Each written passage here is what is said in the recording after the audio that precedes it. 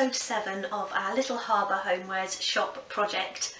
Now, since the last full episode, I've managed to get quite a bit done and have almost completed the exterior of the shop. So today I'm going to show you how I got it to that stage.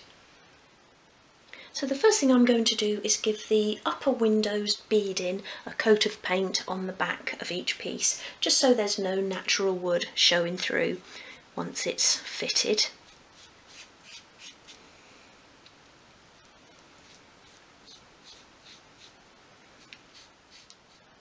That's that done, and I'll just leave those now to dry off. I've also cut the beading here for the window above the shop door, and that's had one coat of paint just on the one side so far.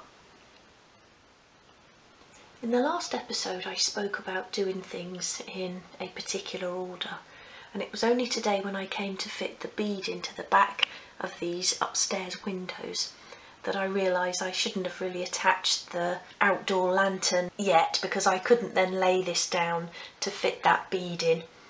So I did it sort of standing up, but it was just a question of keeping hold of it and stopping it from falling forward. That was certainly a little lesson in what order to do things in, but I was just so excited to get that lantern in place that I didn't think about that.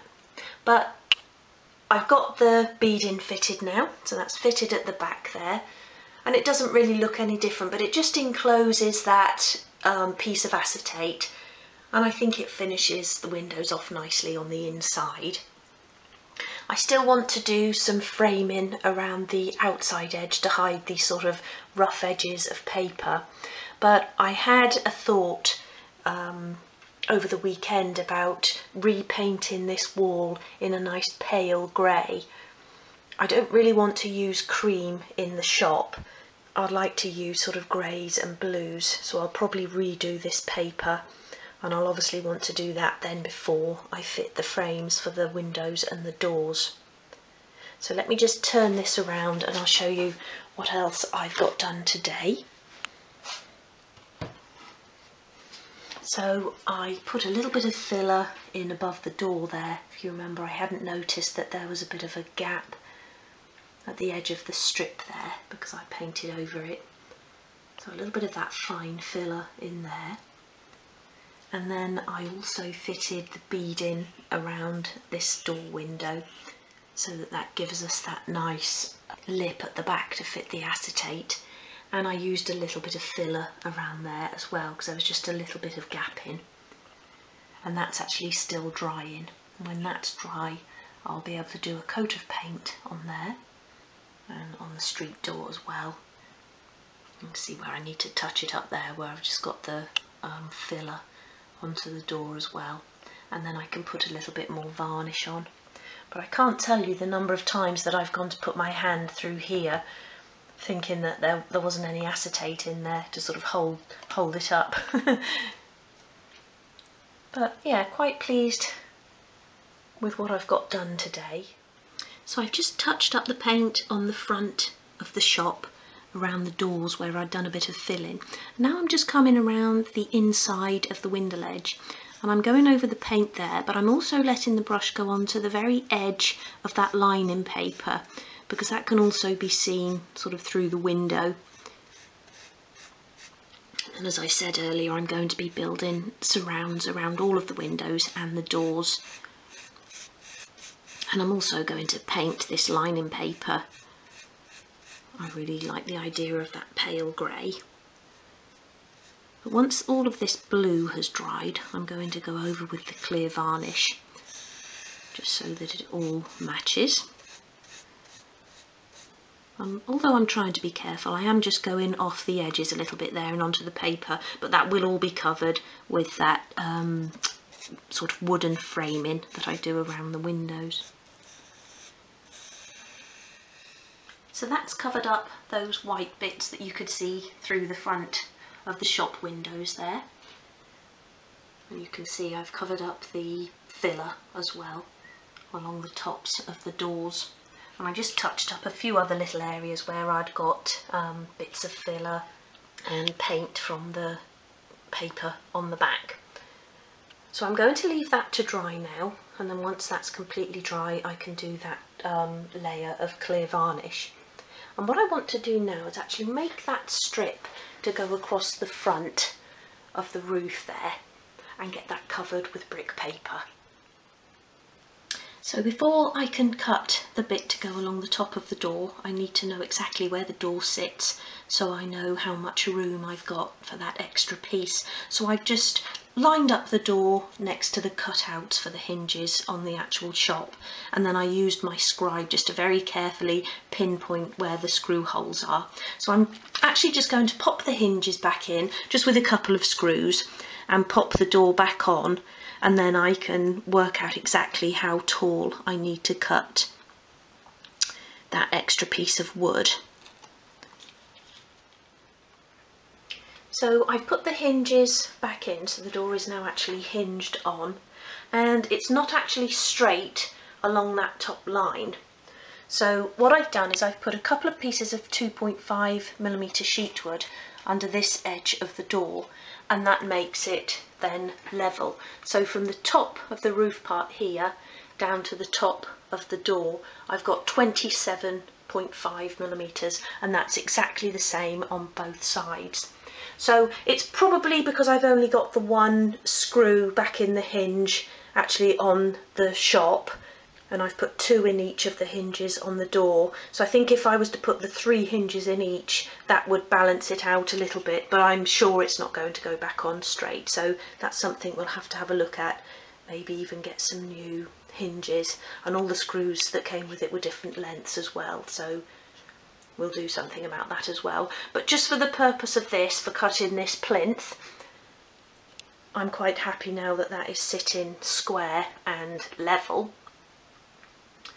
So I don't want it so that it goes right to the top of the door, because obviously it'll be rubbing on the door each time I open.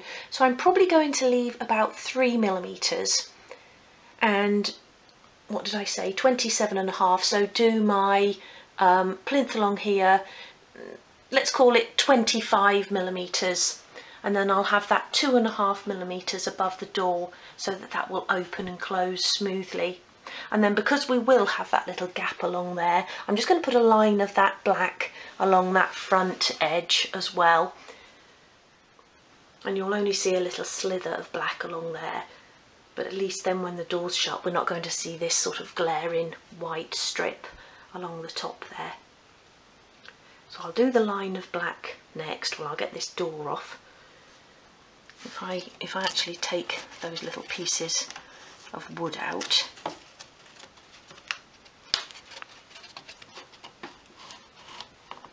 try not to let the door fall too much like that, then you can see there how sort of dropped that is at one end. So I'll get these hinges off. I just propped it onto a notepad at the side there to level it off, and then I'll do that line of black along there. So to make that lip, or that plinth, I'm using 3mm thick, 1/8 of an inch thick basswood sheet, and I'm just using basswood because I had a spare piece in my stack of wood that had a bit of a chip out of it, so I wanted to use it up. So I've cut one piece to half the length of the roof, and the overall length is 581.5mm, so that's 290mm, and then I've left this one a little bit longer because I want to create a staggered join in the middle, so rather like a little bit of a jigsaw puzzle. So I'm going to cut a square out of this piece at the top and a square out of the bottom, and then the two of them will slot together, and that just makes it a little bit more of a firmer join. So if let me move you in a little bit. So I've got 16mm here to play with, and then I'll go to half of the thickness of the sheet, so 12.5. Oops.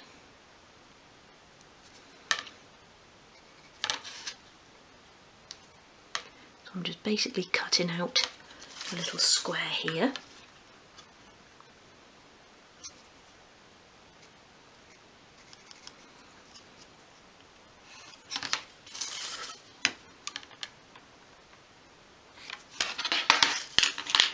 And always cut against the direction of the grain first when you're cutting a section from a piece of wood. Because I'm using thicker wood and I'm going against the grain, it's a little bit more difficult to cut, so just use the tip of your craft knife to sort of cut that out there.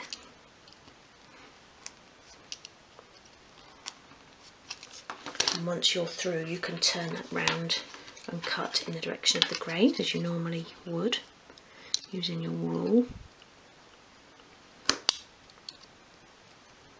I just want to make the cut there, and then I take the rule away and cut like that.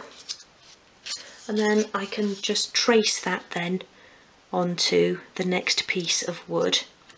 And I'm actually going to use the knife rather than the pencil, just because then I get a more exact measurement.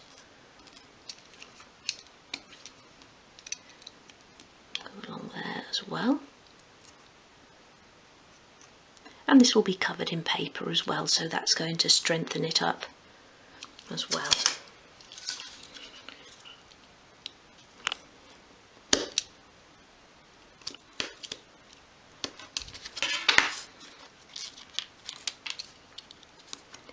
Just shave that off, it's just a little bit of an angle there. Now before I join these together, I also want to give a coat of the black paint on one side, which will become the back, and then along the top and bottom edges, and then I'll be tucking or curling the paper around at the sides. So I've given those a coat of the black paint, and whilst they're drying I want to make a start on the roof paper. So I've used my patchwork technique again to create a template for the roof, and I've got front written on there, and I know that because I've got the larger roof panel on this side. You can see the top of it just there where it joins onto the back one. So that's that there. Take that off there. A little bit worried about sort of getting it back on over the chimney, because I can be quite rough with the template, but not so much once I've cut the paper.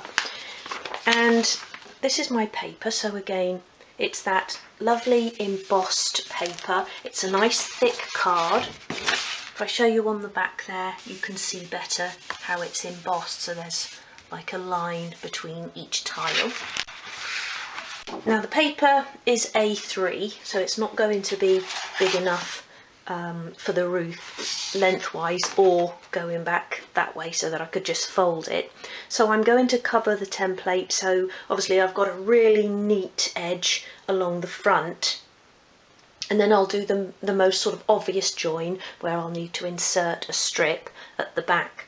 But as we did with the brick paper, if you remember, along the front of the shop door, the brick paper was actually cut so that it had these little sections cut out in it, so it was sort of staggered along the edges of the brick so that you could join it together. Well, I actually want to do that with this. So I've sort of been having a little play around. So I've trimmed, because obviously you get the maker's name along the edge, so I've trimmed that off and a little bit extra, just so that I've got a full tile there, and then I've got the half tiles in between. But make sure you've got a full tile, so always cut along, you know, it's not grout, but the line in between, the gap in between the tiles. And then I've cut along this edge, so I've cut out the smaller tile, and then I'll do the opposite on the bit that I join in, and hopefully we'll get that seamless joint. And again, I want to try and get that joint along near the chimney there. I may trim a little bit more off actually of the straight end, so that the join actually runs level with the chimney, and that, I think that would look a bit better. Sorry, I didn't realise the camera was down there then. So I'll probably try and get the join about there. And also there's a tiny little bit under the chimney, so I'll be able to tuck that in, which will make it look a lot neater. So I'll get the roof off of my work surface, and then I can start covering this template. So I've cut my join down the centre there, and I've also taken out some notches along the back, and then this strip along here I'll join in with the notches as well. But I have to say it's not as much fun as doing the brick paper. Between the bricks had a definite sort of line of grout that I could cut along, but on here, let me see if I can find an example. Some of the sort of gap in between the tiles is quite thick, and then you've got thinner lines. So where I've just sort of cut along the bricks without taking that into consideration, I haven't got as neater a join as I would have liked. Now where it's sort of really bad in the centre, luckily that's going to be cut away, because that will be where that cutout for the chimney is. Just lift that up, you can see that there. So they'll be hidden. Now I've already wasted one sheet because I did actually tear away a little bit of the paper. You can see that there, and that's actually made quite a big gap, so I discarded that piece, but it won't go to waste because I'll use it, you know, along the bottom there. I'll cut the strip pieces from that. And then I've had the thought of, because this all looks lovely and new and pristine anyway, I really want to try and age it up. So we'll have some, you know, some lichen on there, some moss, we'll do some patches, maybe some dirty patches, maybe some seagull drop-ins if we're supposed to be by the coast, and really make it look old. And I'd also like to do that to the brickwork on the main shop anyway, make it look sort of old, you know, as if it's been sort of standing there for many, many years. So we'll do that with the roof, and then hopefully we can use some of that paint or whatever we use to hide this join. So even if I hold it together, it doesn't look too bad, you know, along the... I'm doing this one-handed because I'm holding the camera in my left hand, but it doesn't look too bad even if I sort of lay it together like that. And if I can just slightly overlap it, which I'm hoping won't be too noticeable, we may get away with it. I mean, I do still love this paper because I love how it's so random, and the sort of the colour and the effect on the individual tiles, but it hasn't been as easy or as much fun to join as those bricks were. So I'm going to... Oh, and that was the other thing as well I wanted to say. So I've got a nice join along this left-hand edge, so I've got like a full tile and then a half. But where I'm going to have to cut it along this edge, I'm going just along the edge of this sort of join here. So I'm just going to have a slither of tile along that right-hand edge, but that can't be helped because I've tried to... There's no way I can sort of cut out the tiles and have an edge along a definite line there, because it just doesn't fit. There's always a gap. So that's just going to have to be how it is, unfortunately. But hopefully when it's sort of glued into place, it won't look too bad. But if I'd have sort of thought about that, I could have at least cut it evenly along the left and right hand edges. But again, I don't want to waste any more paper now. Okay, so I'll carry on with this, and then we'll sort of dry fit it and see how it looks. Okay, so I've cut my paper now. It looks a little bit higgledy-piggledy at the moment, but it should all blend in quite nicely, and I'm going to glue it onto the roof and just sort of jigsaw puzzle it all together. And so I just cut those two pieces, and then I put a little bit of masking tape underneath just to hold them together in the correct place, and I cut out the chimney breast section. And when I did that, just a little bit of tile came off there, and I think that's where I was sort of snipping away the bricks earlier. I must have just snipped an extra bit, so I've kept that. And again, like I did with the brick paper, when I glue that into place, I'll put that underneath so we've got no sort of gaps there. I think that will look okay, I hope so. And then I've sort of gone along the back with two more pieces, and I've done the same thing again so that I've sort of slotted them in along the vertical join and the horizontal joins. So I'm going to bring the roof over now. We'll give it a dry fit, and then we'll get some glue on. So I said earlier about worrying about getting this back over the chimney, but of course I don't have to because I'm doing it in two parts. So I'll just sort of slot that around like that. Make sure that's following the line of the roof there. That's quite a nice little fit there. And then I'm just very gently folding that over to start with. I don't want it lifting at the front. Just do a gentle sort of crease along there, and then I can bend and fold. That looks quite nice actually, because we've got that part brick there. Looks like a nice sort of ridge tile. So that's worked quite well. Let's bring that second half in. Am I still in shot there? The roof's so wide, I'm having trouble fitting it all in the camera. Now this is where I've got to be clever with my glue in, so that I've not got any of those white bits of paper showing. A little bit there. And the white is actually on the tile underneath. So I want to try and overlap that one. And what we can't overlap, we'll dot some paint on there.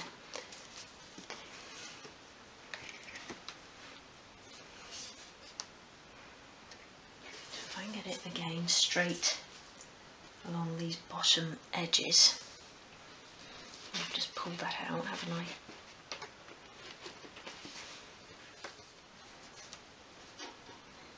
It doesn't look too bad actually. I know I've got my hand over part of it, but the bits I can see are going together quite nicely. And I just need to come up that side. I'm worried that every time I sort of move it up, it's pulling it out of position in the middle. And then again, let me make that, oops, I moved it as I went to make the fold.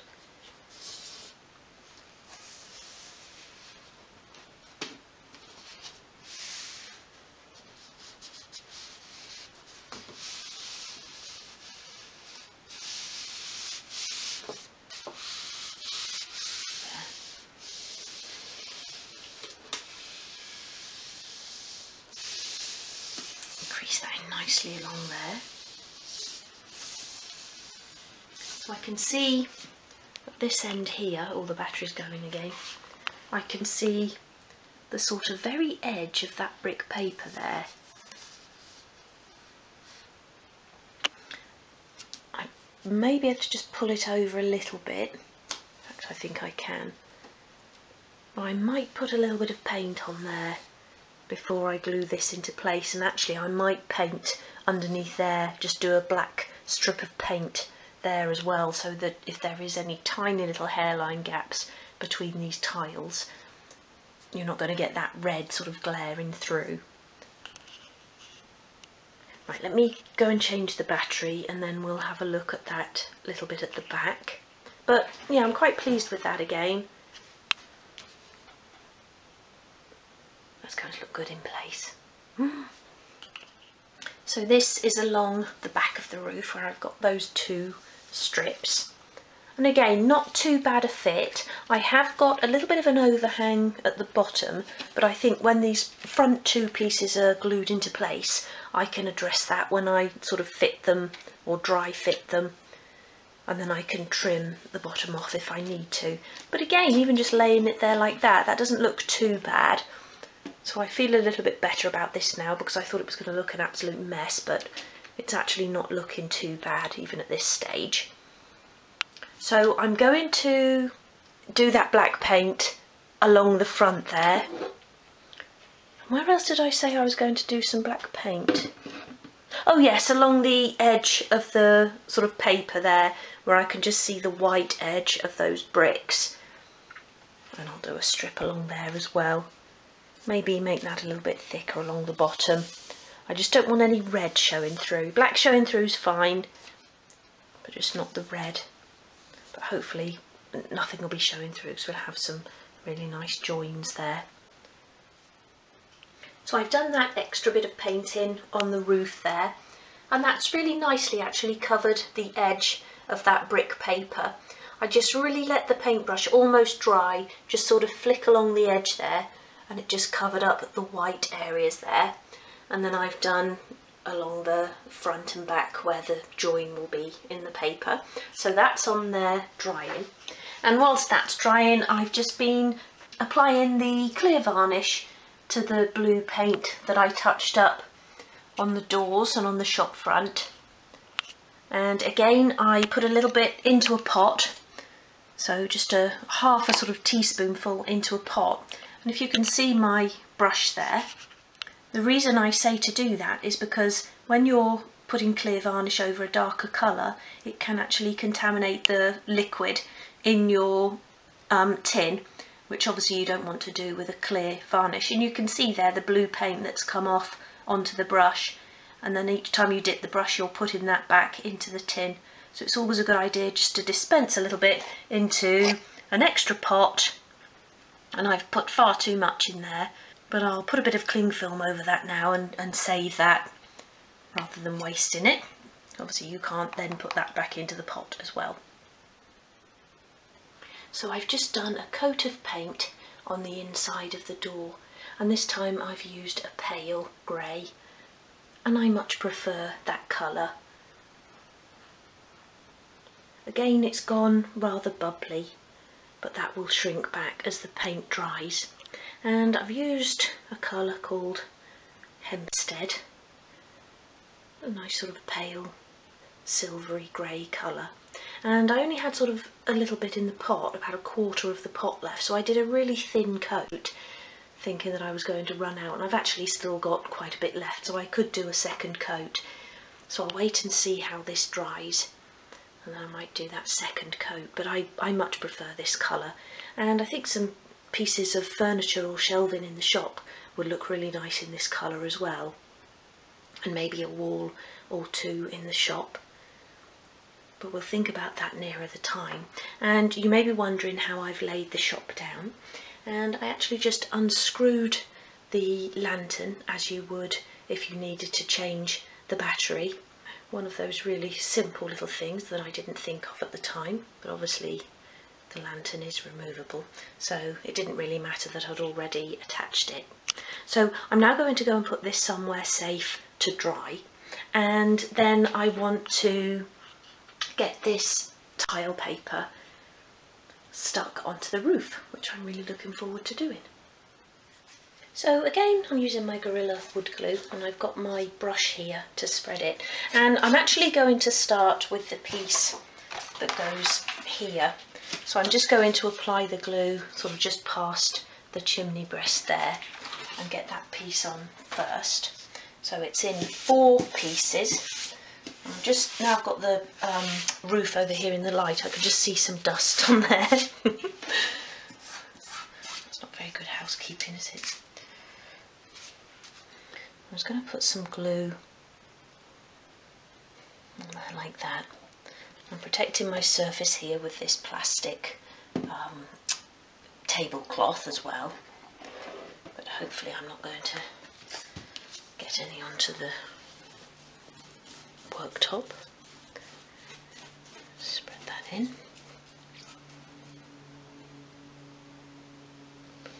I can't get a finer brush in a moment, or a cocktail stick, just to go right up around the edge of the chimney breast there.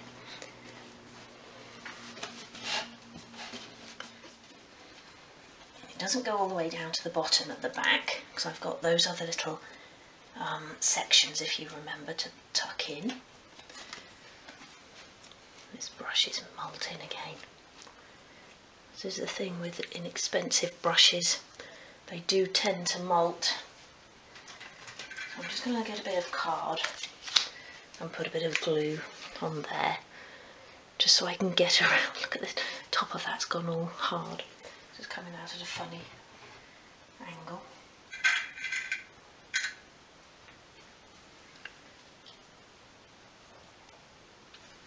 I just want to very quickly just get in there, close up to that edge of the chimney there, so I can really stick the tiles down around there.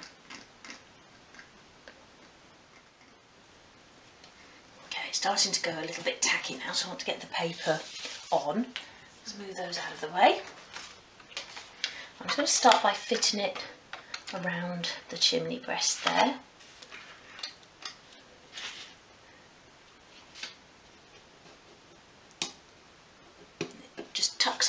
nicely at that back edge. Let's see if we can do that there as well. I'm going to press it down as well. Not sort of pulling it, but just making sure that it's completely flat so that it's sitting right along that bottom edge. I'm being careful not to get glue onto my fingers and then wipe it onto the paper. So what I actually want to do is try and use my glue spreader just to tuck that under that gap there. I may need something a little bit thinner. Sort of trying to work it under with my fingernail. I don't want to use a cocktail stick just because I don't want it just to sort of puncture through the paper. I'm thinking I'm probably blocking your view there, but I'm just using the very corner of the glue spreader just to tuck that under, because there's a nice little sort of lip under there. Okay, and then we'll stick it down around the back as well. Make sure it's all stuck along the edges.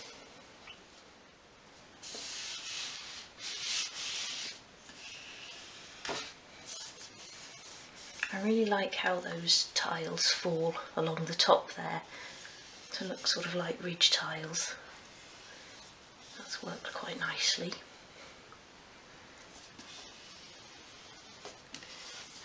And again, it's that nice thick paper, so you don't have to worry about bubbles or wrinkles.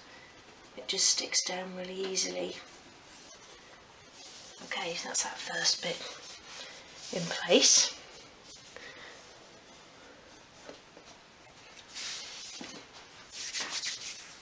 Now let's get glue onto the other half. So I used my glue spreader to get it into the sort of cut out tiles along there. Just make sure that's all nice and evenly spread. And I also just put a little tiny bit in by the chimney breast. I don't know if you remember, but I'd accidentally cut a piece away that I shouldn't have done, so I've just tucked a little tiny bit in there which will match up with the piece that I'd accidentally cut away. And let's get these in position first.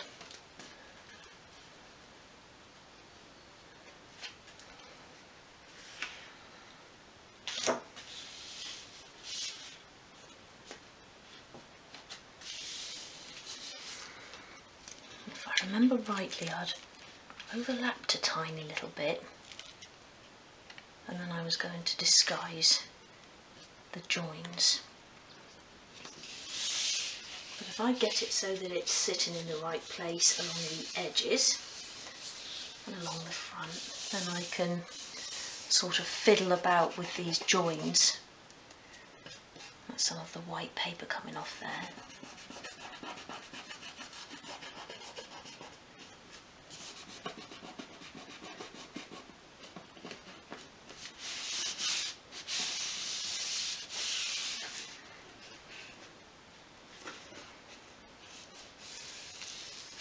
Crease it along the ridge tiles, and the back's falling in quite nicely.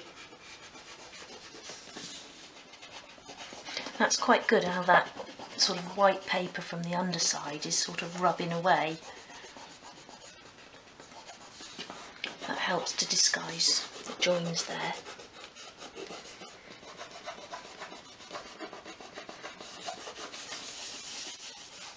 So I think I'll just very carefully use my craft knife on the rest of that white paper.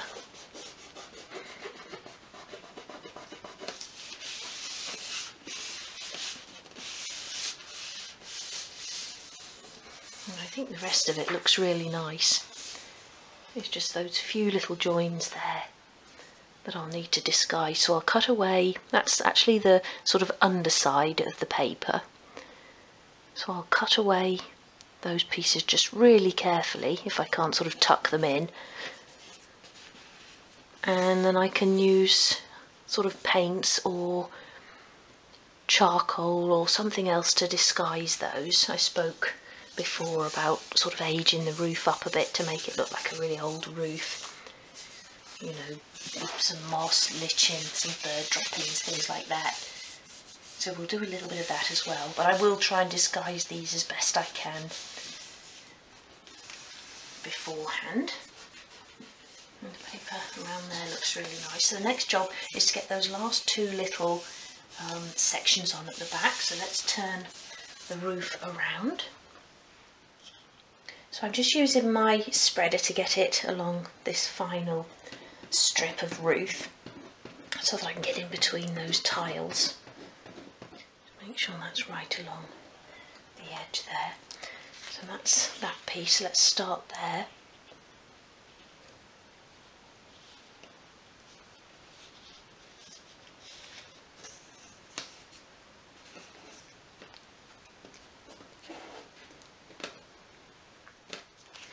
This piece, it's sort of like a big jigsaw puzzle.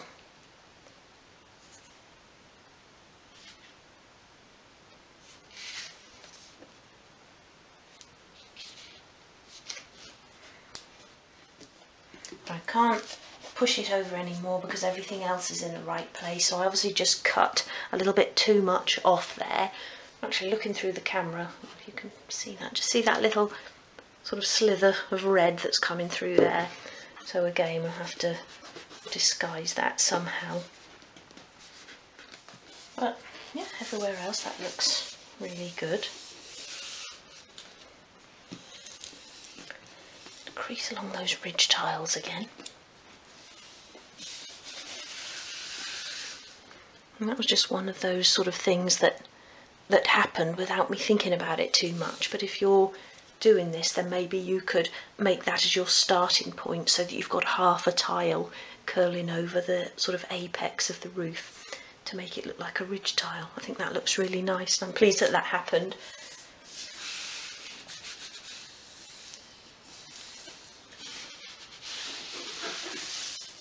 Okay, let's turn that round. So yeah, a little disappointed obviously with those sort of gaps there. In fact, let me zoom in to show you, because I think it looks so much better on camera. So closer up there you can see what I mean. So the actual sort of underside of this paper on this side is showing through there. That's about, having said that, it's still rubbing off, so I'll rub off what I can, but I was sort of rubbing down there and I've rubbed a little bit of the paper away, so we will need to do some sort of preparation work here, but that's going to be quite easy. And because of the design of the tiles, like I said before, you've got this lovely sort of not speckled, you know, sort of mottled grey effect on them. We can blend that in quite nicely, I think. And then at the back there as well, just a little bit of the join is visible, but you need to press those tiles down a bit more.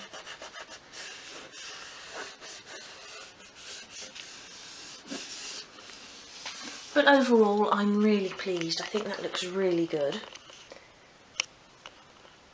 I'm going to just actually pop it back into place to dry. So the next job is to get the plinth up along the front of the roof there. And first of all, I want to cover this with brick paper, and then we can get that attached. I think that's going to look really nice as well, so let's do that next. So I've glued the strips together and I've got them lined up there along a line on my cutting mat just to make sure that that's staying straight. And then I'm just going to put a piece of masking tape right across the join like that, and sort of pressing the two pieces together as I do it. And then that piece of masking tape can actually stay there, and that will act as a little bit of extra strength. So I'm just going to leave that to dry for a moment, and then I can get it covered.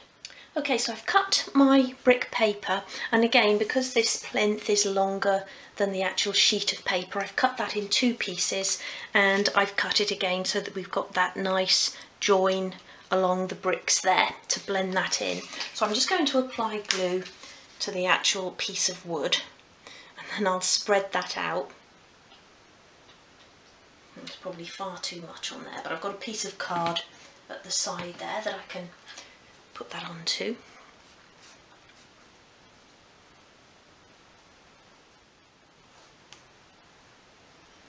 Make sure that's right along the edges there.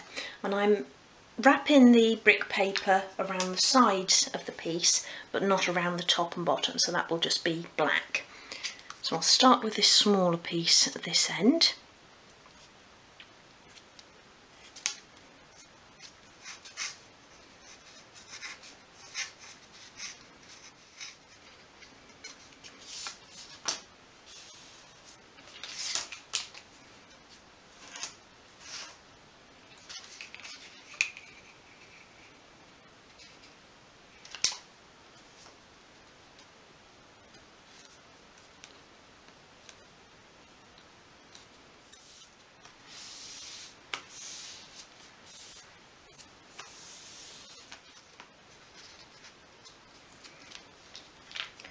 Of glue at that end.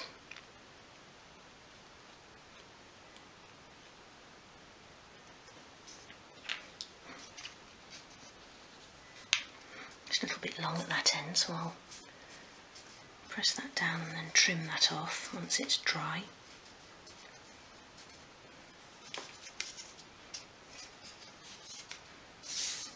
Okay, so there's our plinth piece. So I'll leave that to dry and then we can get that fitted.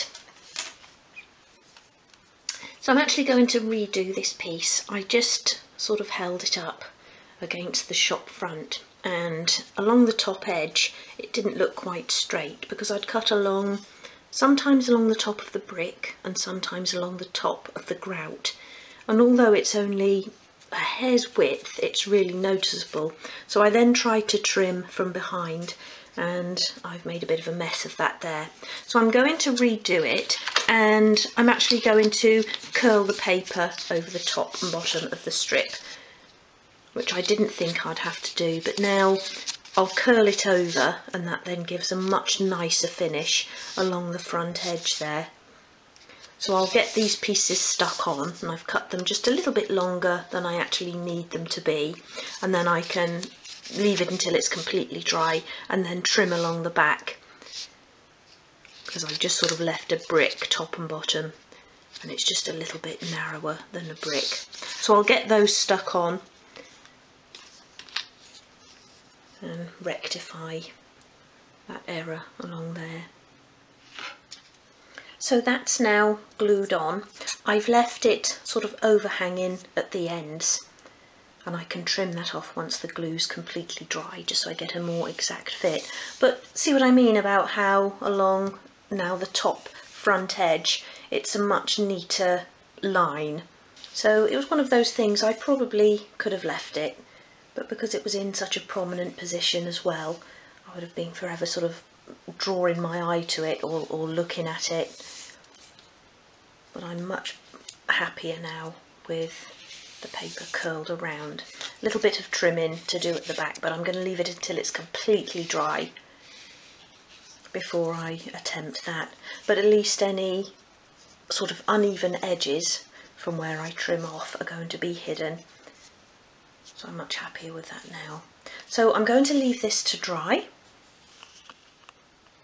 And whilst that's drying, I want to do a line of grey paint, or a coat of grey paint, along all of these sort of front edges of the wood.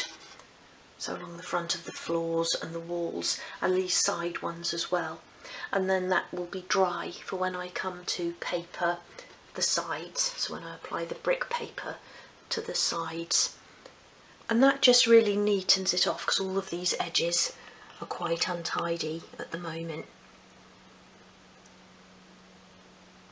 And I think the grey will look nice as a sort of main colour along there.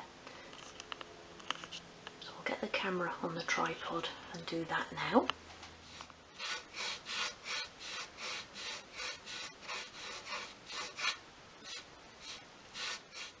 So that's 2 thin coats along those front edges, and that's really neatened it up.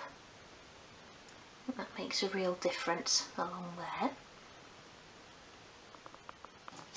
So my plinth has dried and I've trimmed the paper and just tucked that neatly around the ends, and it's nice and neat now along the top and bottom edges. So I'm now going to glue this into place. So I'm actually going to apply the glue to the sort of front of the shop there.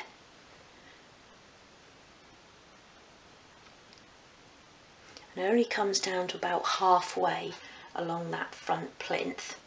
So I don't want to apply it right down to the bottom.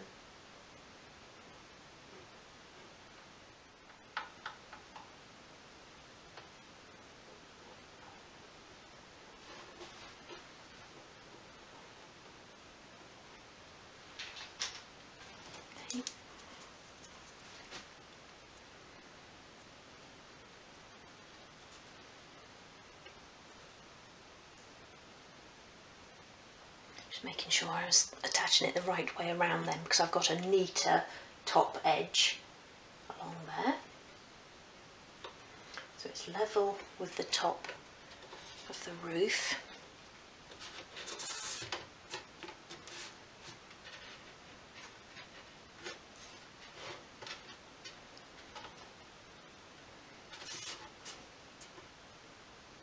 I just want to push the shot right back against the wall so that I can give it a good press, otherwise I'm just pushing the shot backwards. So I'll just get these sides into place first, and again I don't want to use any masking tape or anything like that to hold it into place, because obviously I don't want to mark the brick paper, so I'm just going to sort of give it a good press and hold, and then make sure it's sticking along that front edge as well.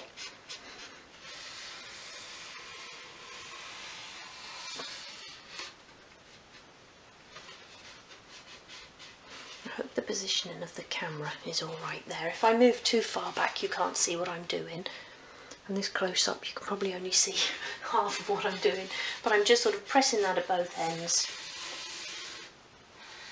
and then going along the front edge there as well to just push the shot back, trying to push it back against the wall. This glue takes quite quickly, so that will start taking any minute now. I want to make sure it doesn't drop down either, because I want that nice flush edge along the top there.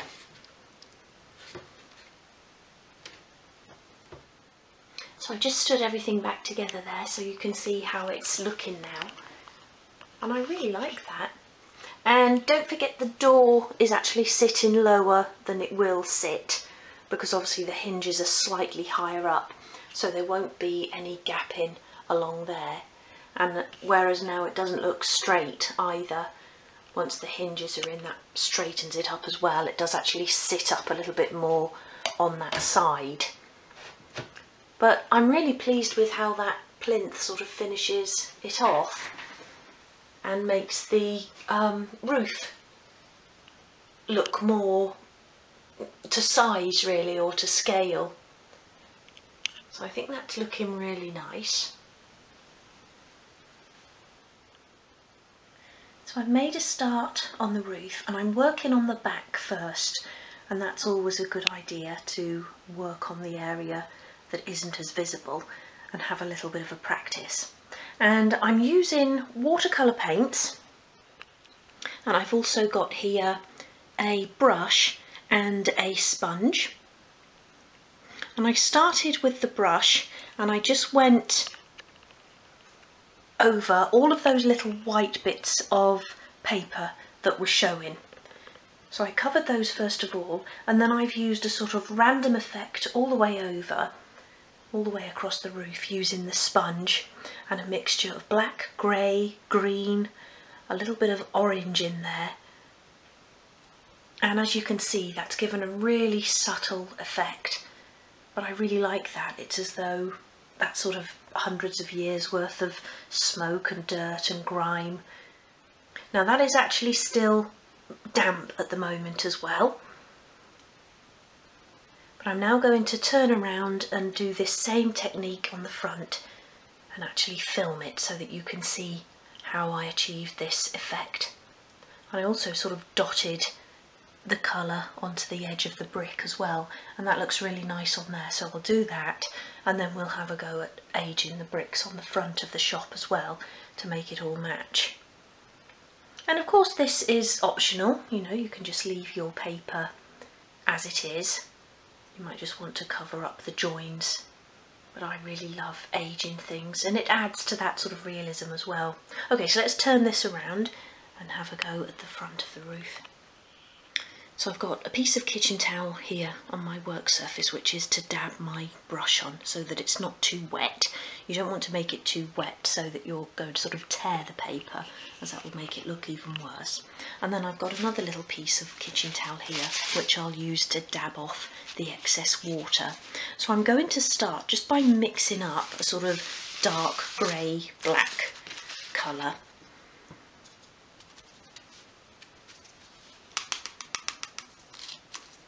And I really love watercolour paints. They're so subtle and easy to apply as well, because you don't get any sort of sharp edges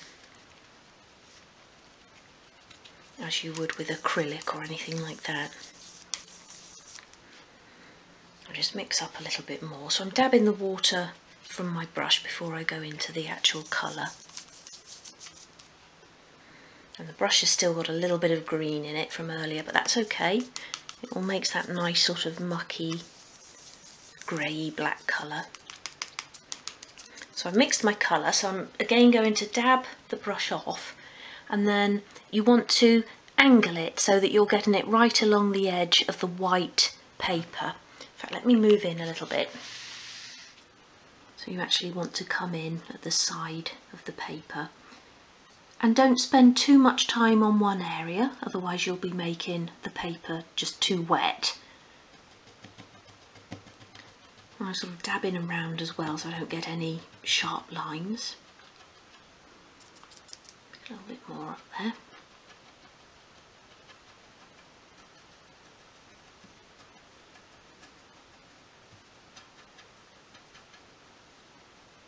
So that sort of bit of white there was underneath, so I'm working my brush upwards like that.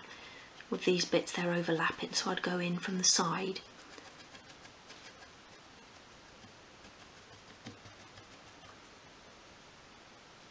Tiny little bit more water on there.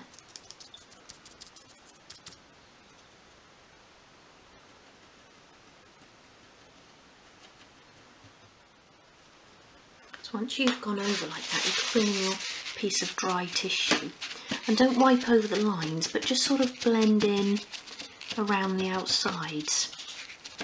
And you're not blending, you're sort of drying it off really. So already that has sort of covered the white lines. A little bit of that corner there that I took too much off then. I'm just going to dot that on there. And I'm actually going to use my sponge just to blend that around the outside edge. I don't want to touch that piece of paper again where the white was really visible. That's just a piece of dust there. So I'm just using on my sponge here the paint that I'd mixed earlier, so that mixture of green and grey, a little bit of black in there as well. And I'm just dotting it on. So don't sort of be too heavy-handed with it so you're getting lines. You don't want to sort of see the shape of the sponge on there. You really do want to sort of dab it, dance it around a bit so you're getting a sort of swirly pattern. And the beauty of this is while it's still wet, you can, you know, make it lighter or add a little bit more on, blend it in a little bit. So the sponge is getting quite dry now, so I'm going to mix a bit more of that lovely mucky colour. So I'll just put some water in the palette. A little bit of black.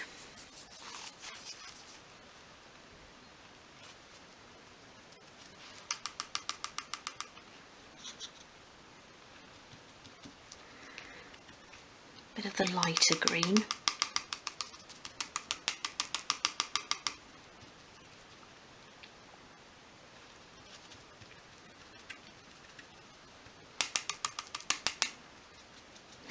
green's nice.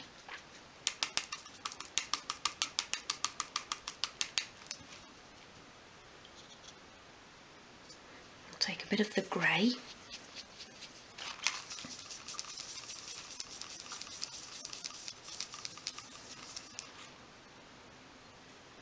And a little bit of that orange as well. And I'm mixing them in sort of different trays, but it doesn't matter because I'm going to mix them all up. I just want to have a little bit of mottle in as well.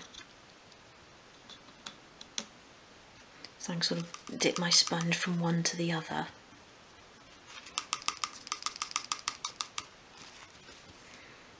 Like that. So sort of pick up the colours on different areas of the sponge. And then go in again.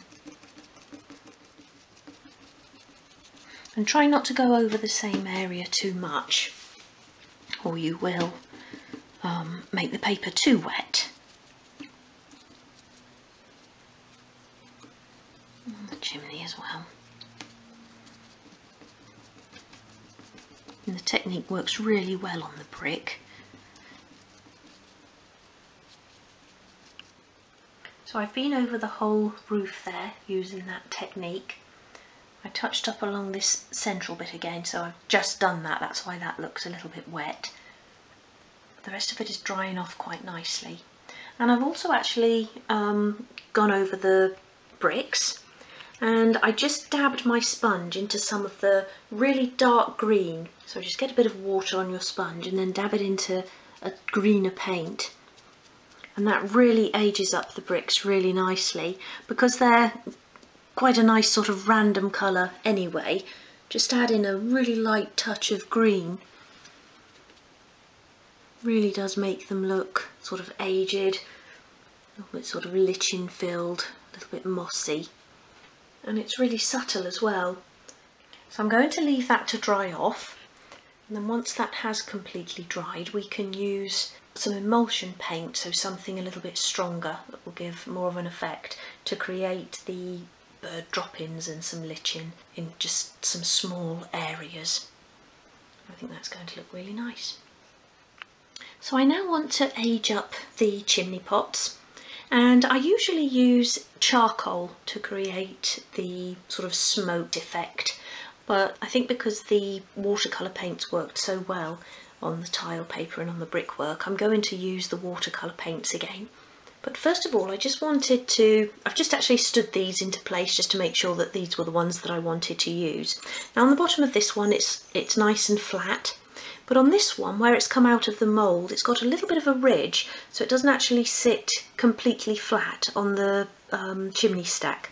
So I just want to start by just very gently sanding the bottom of this flat. So it's always worth just checking that before you start working on them, that you've got a nice flat bottom. So I'm just going to go along in one direction like that. And don't be too rough with them, because they are only pot, remember.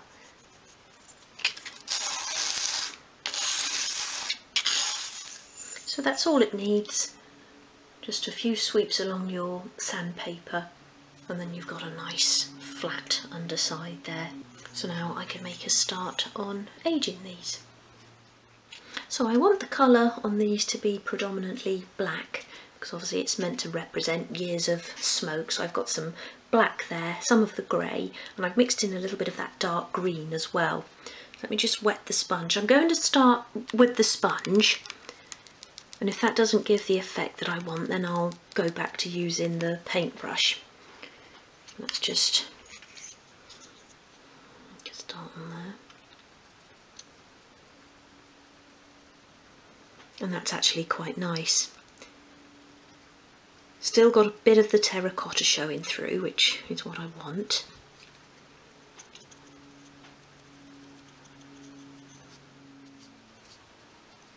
And it's actually soaking into the terracotta as well. It's quite a soft sort of stone, so it will soak right in. The trouble is, because it's soaked right in, I haven't got any left on my sponge, so I'll need to keep mixing up some new colour. That's alright. The green. little bit of grey. I'll put a bit more of the black in. Actually, just looking through the camera there, I hope it's not too dark, but I've had to shut the side blinds now that the sun's moving into the west. It's really bright through that window.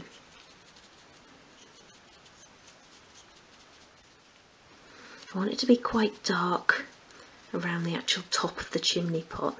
So all I'm really doing is covering it, but just leaving a little bit of the terracotta showing through. And by using the sponge, you're getting more of a random effect.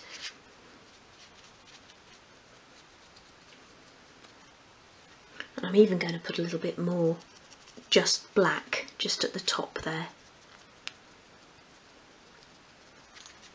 And get it inside the chimney as well. And again, I'm doing my usual trick of sort of keep going when I should know when to leave it. And I'll just end up making it all black. So don't go sort of too mad with it. You do still want a little bit of that terracotta showing through.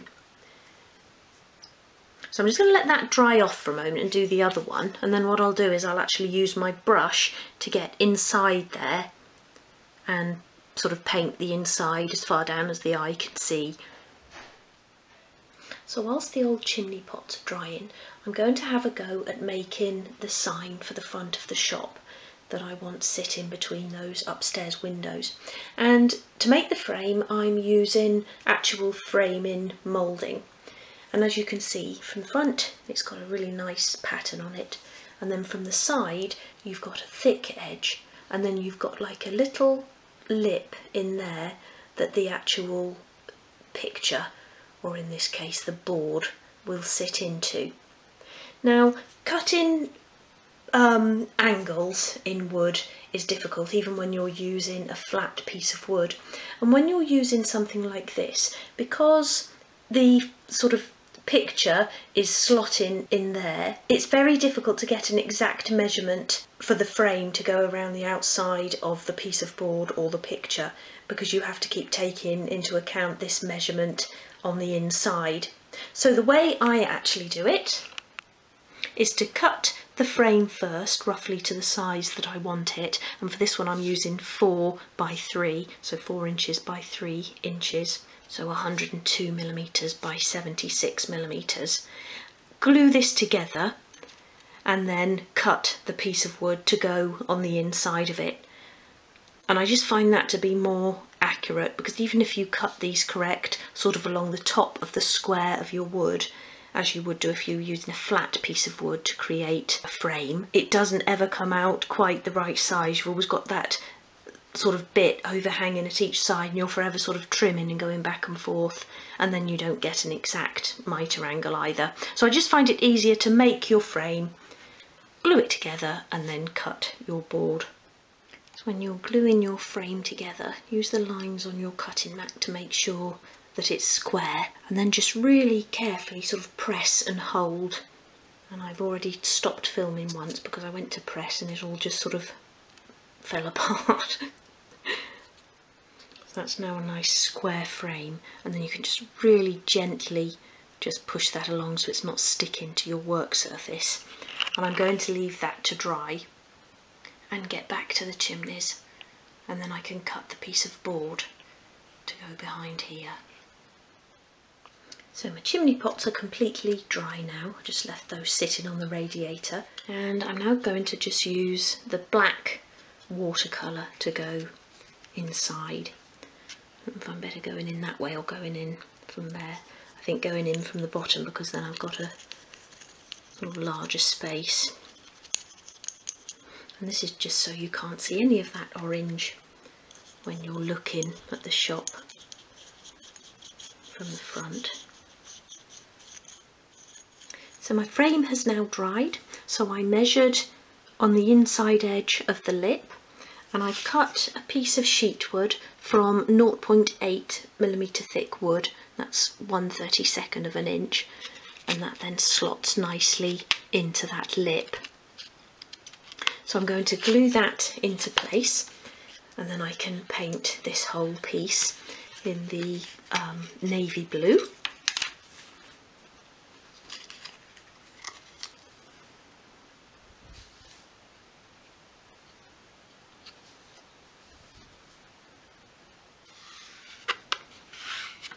Press that down.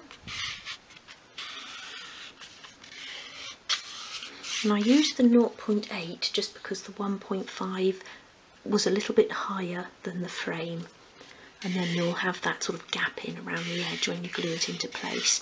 So always make sure you use a thinner wood rather than a thicker one. Or you could use card. So let's have a look at that actually in place.